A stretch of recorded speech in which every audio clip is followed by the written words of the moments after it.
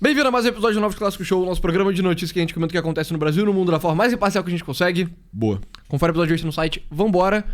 Peru fez o impeachment da presidente. Uau. Dina Boluarte caiu.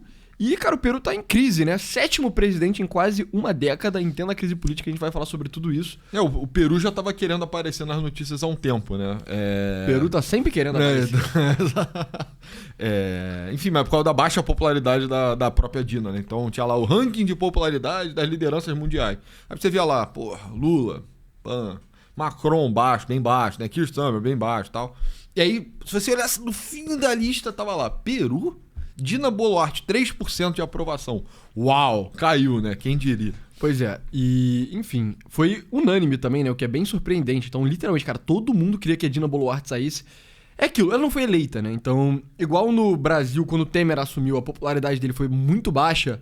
Durante todo o período que ele foi presidente, ela meio que sofria desse mesmo mal. Só que pior, porque o Temer, ele até fez um governo bom, né? Dependendo da sua perspectiva. A Dina Boluarte não, só foi uma catástrofe. Se entregou como neoliberal agora. Mas o governo do Temer teve boas reformas. Enfim, sim, necessárias reformas. Mais do que boas. Pois é, e enfim, vamos passar aqui. A presidente Dina Boluarte do Peru foi rapidamente destituída do cargo pelo Congresso logo após meia-noite da sexta-feira, depois que um tiroteio descarado em um show de cúmbia e a crescente frustração com a sua incapacidade de conter a criminalidade desenfreada levaram os partidos que a apoiaram por muito tempo a retirarem o seu apoio. Então, cara, se a situação de segurança pública no Brasil tá bizarra, mano, no Peru tá insano, assim. Cara, showzinho de cúmbia, né? Dos grandes gêneros latino-americanos aí. Você do nada só tem um massacre, assim, um tiroteio. É louco. Tem mais dados sobre a violência peruana, mas o que eu acho que a lição pro brasileiro é: se a porta de saída pra cocaína na América do Sul é ruim, né? Que é o que o Brasil é. Que é o caso brasileiro, mas talvez, provavelmente, ser o produtor da cocaína na América do Sul, que é o caso do Peru em parte, né? Pelo menos parcialmente, é um pouco pior, né? Pois é. Mas enfim, os legisladores votaram 122-0 para remover a senhora Boluarte, a presidente peruana mais impopular das últimas décadas, invocando uma cláusula constitucional que permite ao Congresso declarar a presidência vaga sob a alegação de incapacidade moral permanente. Eu acho isso elegante, sabia? Que quando teve o impeachment da Dilma, precisou de ter aquela justificativa da pedalada fiscal. Lei de responsabilidade. É tipo, cara, mano, o Congresso deveria poder remover o presidente sem motivo. Que é o diagnóstico simples de: puta, com esse aí não dá.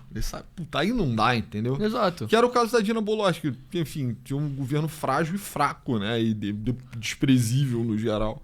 E aí os legisladores podem só se e falar: cara, quer saber? Tchau. Não dá, entendeu? Fora.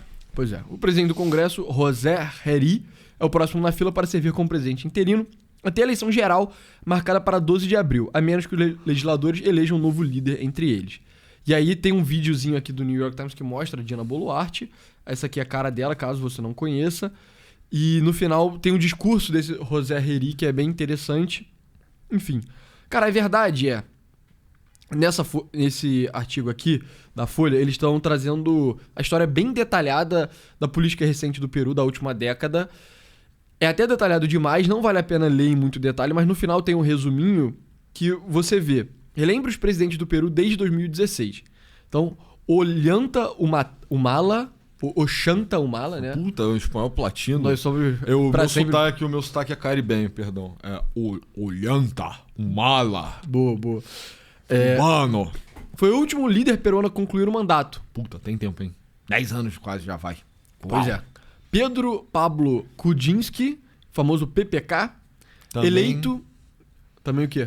Também quis aparecer há muito tempo. Eu tinha essas manchetes ridículas e aí o pessoal no Twitter, PPK. Pois é. Eleito em 2016, renunciou antes de ser destituído por denúncias de corrupção. Sob qual contexto? Pois é, o contexto da Odebrecht. Então, se a Odebrecht fez um caos no Brasil e a Lava Jato, no Peru foi 10 vezes pior, porque o Peru é um país muito menor do que o Brasil. Ele é 1/5 do Brasil. Qual menor é a economia peruana em relação à brasileira, hein? Vamos descobrir. Qual é o PIB do Peru e qual é o PIB do Brasil? Vamos lá. Caramba, interessante. Você nem Nem precisou teclar. Nem precisei teclar, né? Você vê, o Peru, o PIB é só 300 bilhões de dólares e o Brasil é 2,3 trilhões. Então o Brasil é quase 10 vezes maior do que o Peru, né? Pra você ver como o Peru é muito pequenininho. Perdão. Eu me perdi na piada. Mas é interessante que você não precisou teclar, Eduardo Pessoa. Como você conseguiu fazer isso? Agora só, Aquavoice, entre aquavoice.com, baixem o melhor aplicativo de transcrever áudio para texto do mundo, direto de São Francisco, do Vale do Silício, para vocês, através do Novos Clássicos Show. O site deles, vocês vão ver aqui, é literalmente isso. É um programa de input de voz, que ele é muito rápido, vocês viram, e... Sem delay. Praticamente sem erros também. A ideia é que você seja capaz de falar termos técnicos que ele acerte de uma taxa boa o suficiente para você poder trabalhar usando ele. Então você pode programar, fala termos técnicos de programação, você pode promptar IA. Muito bom. Você pode mandar mensagem também. Ao invés de você mandar um áudio de 5 minutos, você só fala por 5 minutos e seu escriba tecnológico digita para você e envia a mensagem. O seu servo, né? O seu datilógrafo pessoal que te acompanha no seu computador vai resolver e vai poupar tempo para você, cara. Então é importante falar, o Aquavoice hoje em dia é o melhor serviço possível para isso. Exatamente. Dentro da concorrência não tem nada igual. E se você entrar no site aquavoice.com e baixar o aplicativo, você vai ter 3 meses de grátis com o código NC3 meses. E aí você vai poder falar quanto você quiser, ele vai ser ilimitado e você vai ter acesso a um modelo mais avançado com a melhor capacidade de entender termos técnicos. Então, não perca essa belíssima oportunidade. Cuidado ao experimentar, tá? Porque não tem volta, mas conheça. Pois é, enfim. Então, vocês viram, o PIB do Peru ele é muito menor, o Peru só tem 34 milhões de pessoas, o Brasil tem 200. Então... Menor que São Paulo, né? Economia menor que São Paulo, bem menor do que São Paulo, e população menor também. Pois é. Então, cara, é isso. Então o Odebrecht fez um estrago aqui no Brasil, lá no Peru parece que foi muito pior. As pessoas gostam de falar sobre as consequências deletérias, né? Para o clima político no Brasil, proporcionado pela Lava Jato. Você não consegue nem imaginar o que aconteceu, né, nas adjacências, né, por toda a América Latina. Foi o suficiente. Nesse escândalo do PPK também, recentemente, ele teve que se refugiar na Embaixada Brasileira, entendeu? Para evitar a prisão lá. Então. Pois é. Então é isso. O PPK, ele ia cair, mas ele renunciou. Martín Vizcarra foi o vice do PPK, também foi destituído pelo Congresso por denúncias de corrupção. Manuel Arturo Merino era presidente do Congresso, renunciou por falta de apoio. Francisco Sagasti presidiu o Congresso, assumiu para completar o mandato. Pedro Castillo, eleito em 2021, foi destituído ao tentar um autogolpe. E aí o Pedro Castillo, ele era o cara mais de esquerda, a matéria do New York Times fala sobre isso. E a vice dele era Dina Boluarte. Então, vice de Castillo, deposta pelo Congresso por incapacidade moral. E vocês vão ver que é tudo relacionado à corrupção. No caso da Dina Boluarte, foi um bando de coisa muito idiota, assim, né? Rolex, sabe? Era uma pessoa meio ridícula, assim, tipo, má liderança mesmo. O New York Times destaca que ela tomava licença para fazer cirurgia plástica no momento de, tipo, epicentro da crise, assim, no Peru. Então, enfim. Pois é. Então, enfim. A destituição da senhora Boluarte representou uma reviravolta brusca nos partidos de direita e de centro que efetivamente governaram em coalizão com ela nos últimos 3 anos. Mesmo com seu índice de aprovação caindo para 2% a 4%. Cara, 2%. A gente falou. Com cerca de 21% quando seu mandato começou. Na sexta-feira, o Congresso aprovou 4 moções de impeachment com apoio de partidos de todo o espectro ideológico. Então, sua queda ocorre em meio à indignação generalizada com o aumento da criminalidade, né? Então, você vê, o Peru enfrenta um aumento na extorsão e nos assassinatos por encomenda, controlados por gangues, com os casos de extorsão disparando de algumas centenas em todo o ano, de 2017, para mais de 2.000 por mês esse ano, segundo dados da Polícia Nacional. Então, verdadeiramente bizarro. Dezenas de motoristas de ônibus, alvos de rede de extorsão, foram mortos em serviço nos últimos 2 anos. E vários shows, lojas e outros pequenos negócios foram atacados com explosivos. Então, o nível de violência lá tá pior do que o Brasil, né? Porque você não vê esse tipo de ataque a civil generalizado aqui no Brasil. Ele assassinato por encomenda quase não existe no Brasil, né? Isso era uma coisa de tempos mais antigos, assim, é muito ligado ao jogo do bicho, por exemplo. Mas a forma como o crime se manifesta hoje no Brasil é completamente diferente. Isso aí que o New York Times deve estar negligenciando, tipo, ocupação territorial, né? Toda a atividade que está atrelada ao crime organizado. Como a gente já conhece nessa formatação latino-americana. Cara, 2.000 mortes por mês. 2.000 casos de extorsão. 2.000 casos de extorsão. Ah, tá. Mas mesmo assim, é bizarro. É bizarro. E o Peru e o Equador são 2 países muito relacionados, né? por história, geografia, o povo, etc. E o Equador recentemente estava com um líder tentando fazer o Bukele lá e ele estava tendo dificuldade. Também. E aí vocês vão ver no discurso aqui no final que o cara que tá assumindo, o José Herri, ele tá dando a entender que, pô, crime meio que tem que ser priorizado, né? Enfim, continuando. Essa parte aqui das manifestantes é pouco interessante. Cadê? Então, você vê as medidas dela. Suas medidas, incluindo repetidos estados de emergência, falharam em grande parte em conter a violência. E especialistas dizem que várias leis que ela apoiou para proteger aliados políticos prejudicaram a perseguição ao crime organizado. É aquilo, né? Se no Brasil a gente sabe de vários políticos que são envolvidos com crime organizado, então, sei lá, Rio de Janeiro, Câmara dos Deputados, teve um caso recente disso, né? Enfim, o grande abraço. Caso que aí. também envolveu o Peru, né? Também envolveu, né? Impressionante. E vários outros que a gente não sabe, mas que sem dúvida existem. Cara, no Peru também, sem dúvida, deve ser gigantesco. E se você fizer uma lei contra o crime organizado, você vai estar pegando político também. E aí, dado que a situação dela de apoio era muito frágil, cara, difícil, era muito difícil. O caso da Dina Boluarte, que ela vai no esteio do movimento marxista, né? Uma presidência de esquerda. Você tem o impeachment do presidente, ela assume. E aí, não sei do meandro das coisas, parece que ela tinha feito o compromisso de abdicar assim que se acontecesse qualquer coisa para motivar novas eleições. Coisa que ela não fez.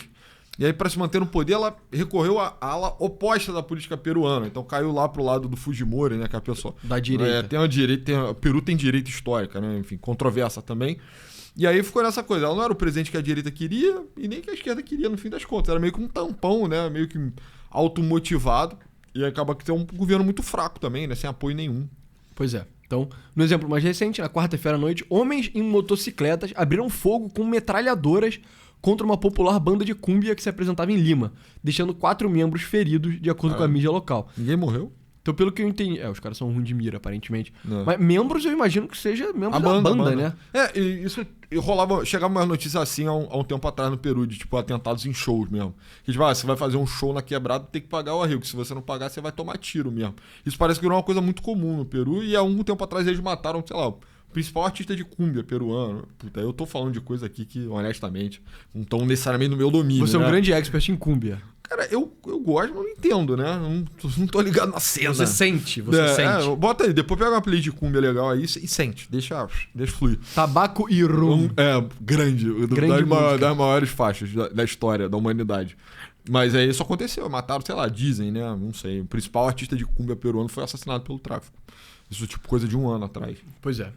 E aí, a senhora Boluarte tornou-se presidente depois que seu antecessor, Pedro Castillo, líder do partido marxista, para o qual ela era vice, foi acusado e preso em 2022 por tentar tomar controle do Congresso e do Judiciário. Foda, né? O cara ia dar um golpe também. Uma bagunça ridícula. Pois é, ele literalmente tentou fechar o Congresso, né? Fez o que o... Foi o Eduardo ou foi o Carlos que falou? Um cabo e um soldado. Eduardo. Ele tentou lançar a parada do cabo e do soldado e deu errado, né? E aí, sua decisão de substituí-lo em vez de renunciar, como havia prometido, desencadeou protestos violentos que deixaram 49 civis mortos durante a repressão policial e militar. Pra você ver, cara, o Peru é um país doideiro, assim. Para se manter no poder, contou com uma coalizão de partidos de direita e de centro. Tanto da filha do Fujimori, a Keiko Fujimori, e o Rafael Lopes Aliaga, enfim, que eu não conhecia, que já haviam se oposto à sua remoção em outro momento. E aí, vamos ver, essa parte aqui é menos interessante. A senhora Boluarte... Exato, e aqui as acusações da senhora Boluarte.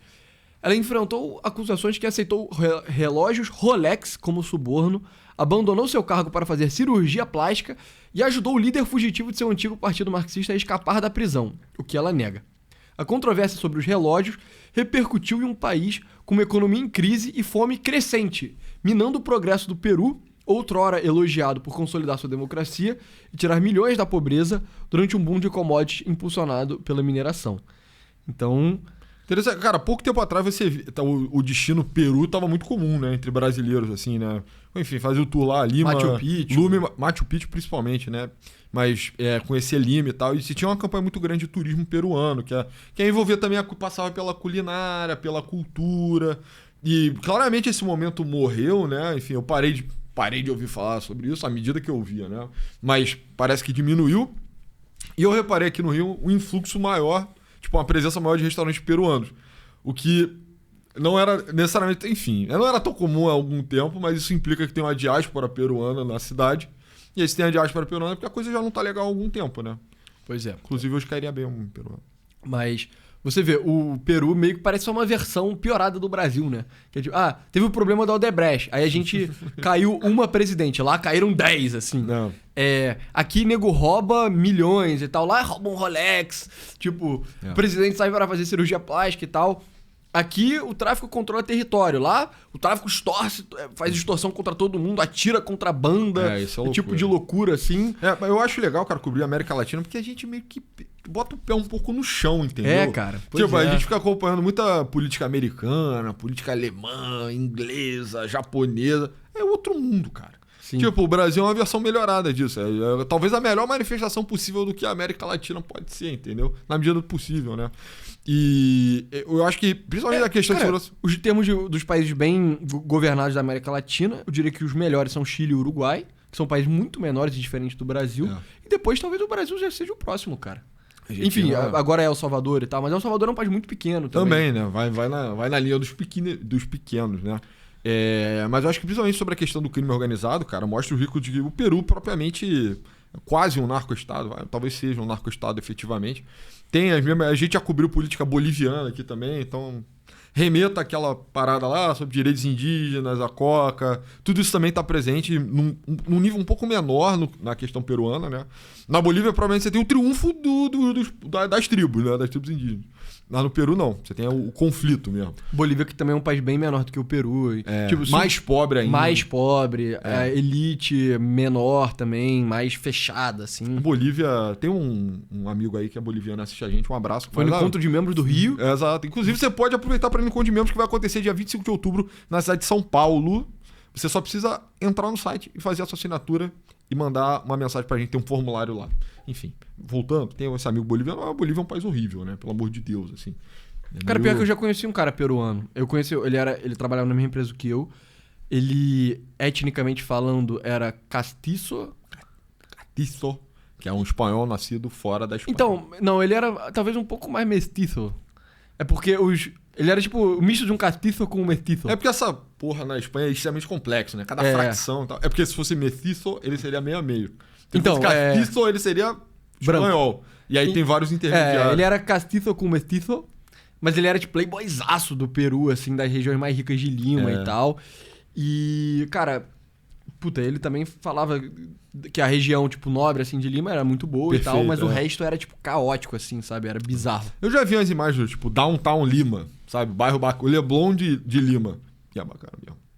Bacana, mais moderno, né? Porque é um país que teve um boom, assim, mais recente. Então, as coisas tem uma vibe mais espelhado e tal, espaços sem borda e etc. Tem essa vibe assim. Mas, voltando assim... Mas eu acho que remete pra gente, assim, a ideia de que, caralho, como o Brasil pode ficar uma merda. Entendeu? Sim. Especialmente o perigo do narcotráfico. Lá na América... Exato, é isso. Porque hoje o narcotráfico no Brasil já é horrível.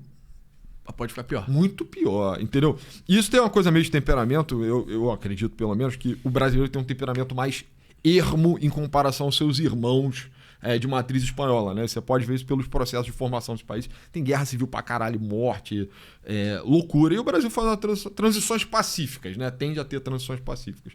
Eu acho que isso é um pouco do temperamento nacional também. Então você vê como é o desenvolvimento dos cartéis lá, mano, os caras só abrem fogo contra... Pega a metralhadora e... Metralha um bando de inocente, assim. O único cara que fez isso no Brasil foram os caras amando daquele Peixão, né? Que era um traficante excepcionalmente cruel do Rio de Janeiro, assim. E absolutamente recente fato também, né? Então é novidade. Não tô dizendo que as facções no Brasil não são brutais. São. Mas eu tô falando que, cara, quando você vai lá pros Andes, a coisa é muito diferente. E isso também vai contra os argumentos aceleracionistas, né? Então, tem muita gente que tem a ideia, só vai melhorar quando ficar pior, então vamos piorar para que finalmente as pessoas acordem. Cara... Às vezes as coisas pioram muito e nego não acorda, sabe? Com certeza. Ou então o nego acorda, mas é muito difícil você fazer o arranjo político necessário pra resolver. Então, tipo, não seja aceleracionista, sabe? Dificilmente nego acorda quando piora, né? Na verdade, nego acorda quando melhora um pouquinho depois de uma piora. Aí nego acorda. Mas aí, enfim, isso não tá compreendido dentro do aceleracionismo. Pois é, mas enfim. O senhor Banda falou... Acho que poucos presidentes enfrentaram crises políticas com tanta frivolidade quanto o Boluarte. O que é interessante, né? Aproxima ela um pouco da Dilma, assim, né? Ela passa uma vibe meio Dilma, de tipo, cara, mulher extremamente impopular, entrou lá não necessariamente por méritos próprios, sabe? Entrou na onda de um cara que, enfim, efetivamente emprestou capital político pra ela. E aí passou por uma crise e lidou muito mal, né? Isso é meio curioso, assim.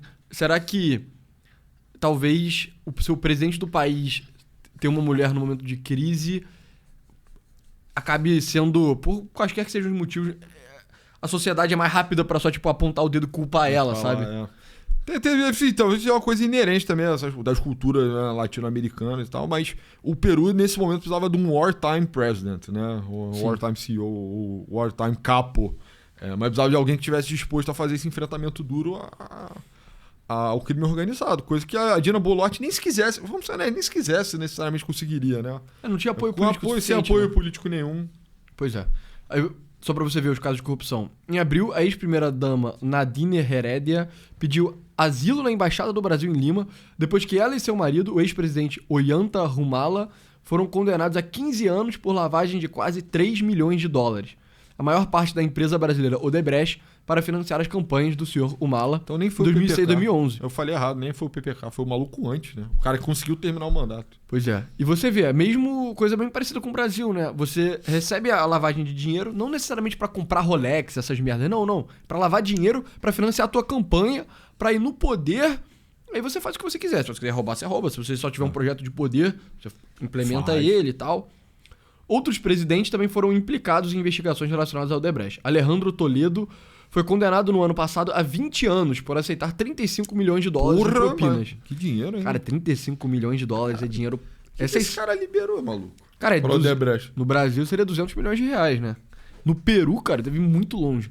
Enquanto o senhor Kuczynski passou anos em prisão domiciliar por acusações que ele nega. Que aí é o PPK. E aí, enfim, tem o Alberto Fujimori também, que ele foi autoritário, a Folha chamou ele de ditador, o que eu já pesquisei, eu acho um pouquinho forçação de barra chamar ele de ditador. E aí, enfim, cara, meio que é isso, né? Vamos pular aqui, essa é a Dina Boluarte, deixa eu tirar esse áudio, porque esse áudio é totalmente pointless. Aqui é... Será que isso não vai derrubar o vídeo, não? Não, esse vídeo é do New York Times. A la unidade. Peraí. Eu queria só mostrar o discurso do cara no final. Porque ele é mais interessante.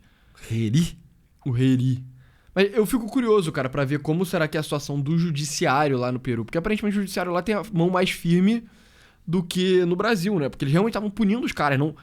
Tipo, no Brasil a Lava Jato eventualmente virou pizza. Lá aparentemente isso não aconteceu, né? Que é bem interessante. Ó, esse é o... Deixa eu tirar da velocidade mais alta. José Heri. Esse é o José Heri, né? Virou presidente até as próximas eleições. Ele era líder do Congresso. Vamos ver o discurso dele. Você vê, né? Homem tipicamente peruano. El enemigo está afuera, en las calles, las bandas criminales, las organizaciones criminales. Ellos son, el día de hoy, nuestros enemigos. É isso. Discurso que você... Esse foi bem curtinho, né? Mas é o tipo de coisa que o Bukele fala também, né? Tem que ver se ele vai conseguir implementar, se ele é o cara certo. Enfim, o best case scenario é que o próximo presidente consiga uma base de apoio grande o suficiente pra ter mais poder pra resolver o problema do crime no Peru. O Peru, ele vem numa sequência, pelo que eu me lembro, tá? Uma sequência de eleições muito disputadas. Né? Aquela parada à margem dos 51 a 49. Se eu não me engano, a última eleição foi a mais disputada. Acho que foi 50,5 vezes 49,5, né? Então, é difícil imaginar união do povo peruano em torno de um ideal. Mas se houver possibilidade, eu acho que o Heri acertou, né? Provavelmente ninguém é a favor do crime organizado, a não ser os criminosos, propriamente, né? E pessoas que estão no payroll deles, né? Pois é. Mas é isso, cara. Tipo, não tem como você resolver problema de crime se você não tiver muito apoio político, porque quando você começar a combater o crime, vai começar a resvalar em outros políticos, né? Então você tem que ter, tipo, políticos o suficiente que você possa perder aqueles que são ligados, né? Enfim, tem a possibilidade de fazer uma coisa igual o Bukele fez, que é concentrar bastante poder no executivo e tal. Sim. É isso. Eu fiquei curioso com a situação do judiciário do Peru. Se alguém aí por algum motivo souber, Se alguém fala. for peruano aí, Porque- família peruana. Na Bolívia, a gente viu que é um país extremamente elitista. Enfim, pela própria natureza econômica e da composição do povo, é o que você esperaria mesmo. E quanto mais elitista tende a ser um país, tem uma chance do judiciário ser mais firme também, né? Sim. E talvez no Peru o judiciário seja mais firme, talvez eles possam ser uma aliança ao combate ao crime, talvez não. Talvez por eles terem mais poder, eles vão ser mais uma situação parecida com o Brasil, que, enfim, alega-se ter conexões e tal. E aí isso atrapalharia. Mas eu não sei. Eu acho que as grandes lições desse caso do Peru são... Primeiro, a gente não tá tão ferrado assim no Brasil, então... Quit it with Bostil, sabe? Calma, né? Calma com Bostil.